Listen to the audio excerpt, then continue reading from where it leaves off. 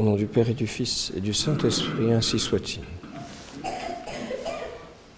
Eh bien, chers frères, l'une des raisons pour laquelle il est si important que nous nous attardions sur les cérémonies et les célébrations de ces jours entre Noël et le 2 février, c'est que l'expérience montre que les débuts d'une chose, les commencements d'un événement, d'une personne, d'une institution sont fondamentaux et décident de tout le reste et dessinent tout le reste.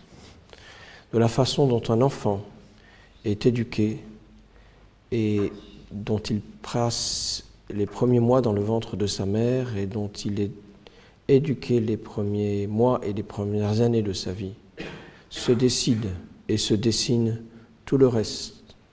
C'est vrai des époux, la façon dont ils vivent leur fiançailles décide et dessine tout le reste. C'est vrai des futurs prêtres dont le séminaire est particulièrement, la première année de séminaire, décide et dessine tout le reste. Et il y aurait bien d'autres exemples à prendre pour confirmer l'induction qui vient de se faire, à savoir que tout se décide, beaucoup se décide et se dessine dans les commencements. C'est la raison pour laquelle nous aimons à nous attarder, nous chrétiens, sur la crèche pour retirer les enseignements bénéfiques qui décident et dessinent de toute la vie de Jésus-Christ, de toute la vie de l'Église et de toute notre propre existence de chrétiens.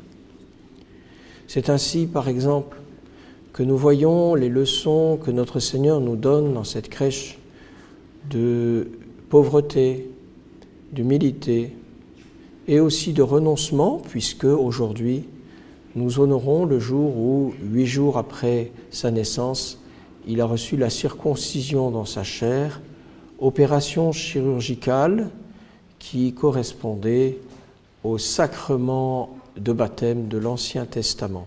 L'Ancien Testament avait bien des sacrements, notamment celui qui lavait du péché originel, et ce sacrement, c'était la circoncision, qui n'était pas pourvu, comme les sacrements du Nouveau Testament, d'une efficacité souveraine, comme on dit en théologie, ex opere operato, qui était efficace dans la mesure de la foi et du désir de celui qui le recevait, et en l'occurrence de ses parents.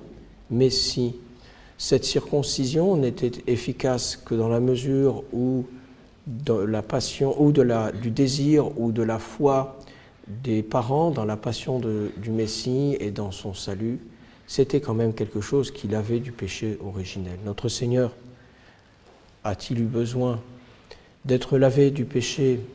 Bien entendu, la réponse est négative, mais il faisait cela pour illustrer que les débuts d'une chose sont importants. Et dès les débuts, notre Seigneur souffre. Sa vie sera humilité comme l'humilité de la crèche. Sa vie sera pauvreté comme pauvreté de la crèche. Sa vie sera sacrifice comme ce sacrifice de la crèche et de la circoncision. Et que les débuts nous disent presque tout. C'est particulièrement vrai à l'égard d'un événement que notre Seigneur nous mettra sous les yeux bien plus tard. La crèche est l'anticipation d'un événement bien plus tardif dans la vie de notre Seigneur Jésus-Christ.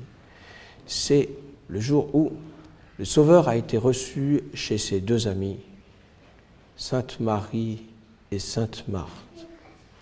En effet, notre Seigneur étant adulte et allant à Béthanie, à l'est, au sud-est de Jérusalem, ce village qui est au-delà du mont des Oliviers, il se rendit chez Sainte Marie et chez Sainte Marthe, et les jours n'étaient pas si loin, les mois n'étaient pas si loin du temps de sa passion.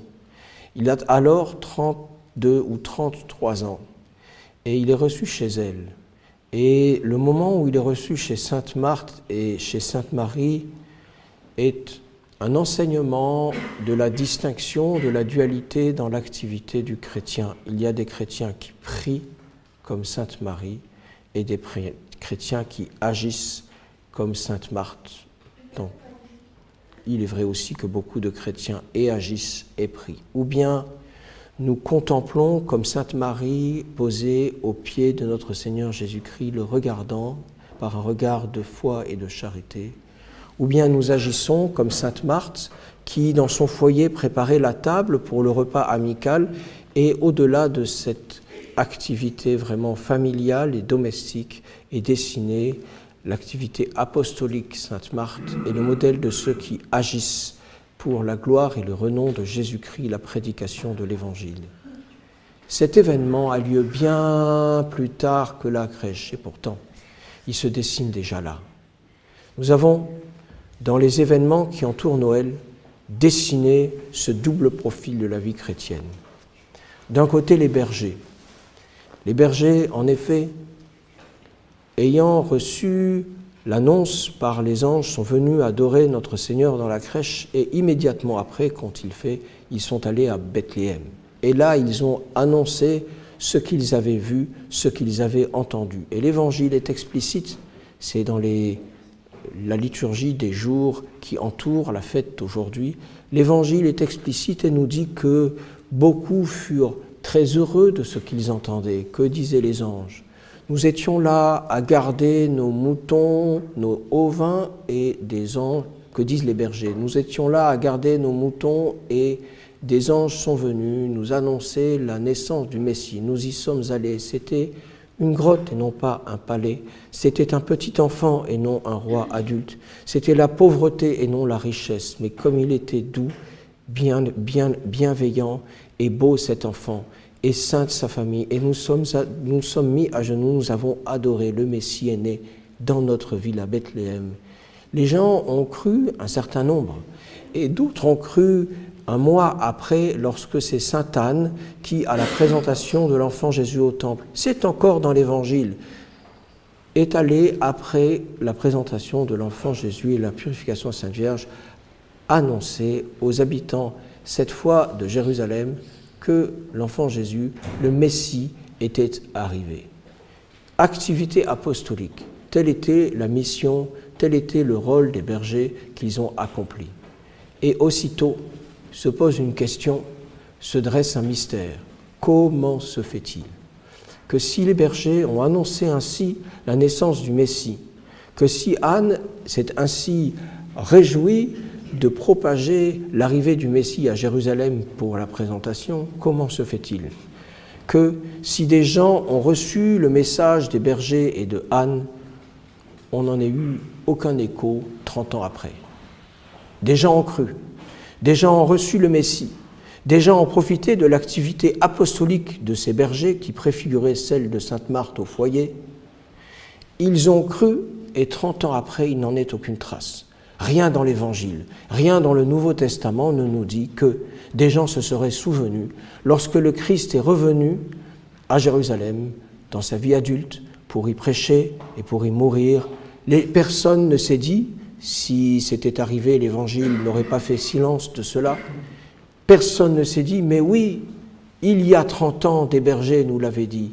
Personne. Inefficacité de la prédication des bergers à long terme. Une petite flamèche à court terme, rien à long terme.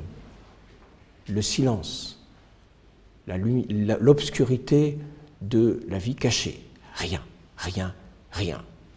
Tant est, il est vrai que dans la prédication apostolique et le travail évangélique, parfois, on ne rencontre pas le succès. On parle et rien ne vient. Et les bergers, finalement, sont là aussi, comme une figure de ces personnes qui parlent, qui essaient de prêcher notre Seigneur Jésus-Christ là où elles sont, d'exercer cette mission qui fut la sienne et que nous prolongeons par la continuation de Jésus-Christ, qui est l'Église et son apostolat, ces gens qui ne reçoivent aucun fruit.